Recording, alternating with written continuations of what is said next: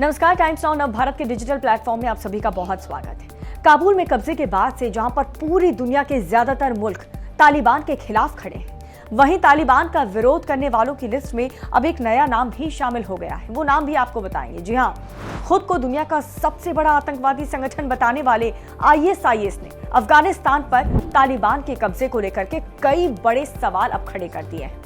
IS की तरफ से प्रकाशित होने वाली पत्रिका में अफगानिस्तान में तालिबानी कब्जे को लेकर के अमेरिकी प्लान का हिस्सा भी बताया गया है। आपको बता दें कि तालिबान और आईएसआईएस के बीच लंबे समय से अदावत चल रही है। इसी बात के सबूत लेख में भी देखने को मिले। तालिबान ने काबुल में कब्जे के साथ अफगानिस्तान ने अपनी जीत की घोषणा भी कर दी थी। जी हाँ, आईएस ने अफगानिस्तान में तालिबान की जीत का भी खूब मजाक उड़ाया था और कहा था कि आतंकवादी संगठन ने तालिबान के लड़ाके नकली जिहादी हैं, और ये भी कह दिया था कि तालिबान अमेरिका के साथ मिलकर काम कर रहा है। और आईएसआईएस ने यह भी कहा कि अमेरिकी सैनिकों की वापसी के साथ ही एक गुप्त डील के तहत एक देश को तालिबान के हवाले कर दिया गया था। और साथ ही यह भी कहा गया कि यह अफगान संघर्ष असली है, जिहाद या फिर जंग नहीं था। आईएस ने पूरे अफगानिस्तान में शरिया कानून लागू करने की तालिबान की क्षमता पर भी सवाल उठाए।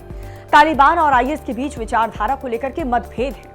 अफगानिस्तान के खुरासान प्रांत में भी आईएस की मौजूदगी है और ये इलाका अफगानिस्तान, ईरान, पाकिस्तान और मध्य एशिया को कहा जाता है।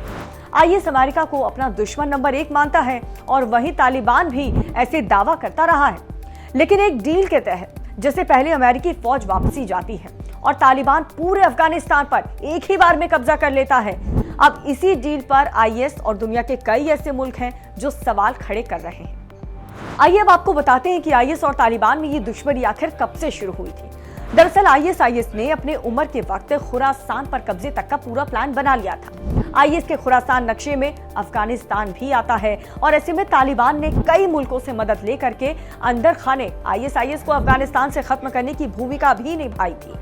तालिबान नहीं चाहता था कि आईएस के दखल अफगानिस्तान में हो और तालिबान का एजेंडा है कि अफगानिस्तान से बाहरी फौजों को निकाल करके यहां पर राज कर सके।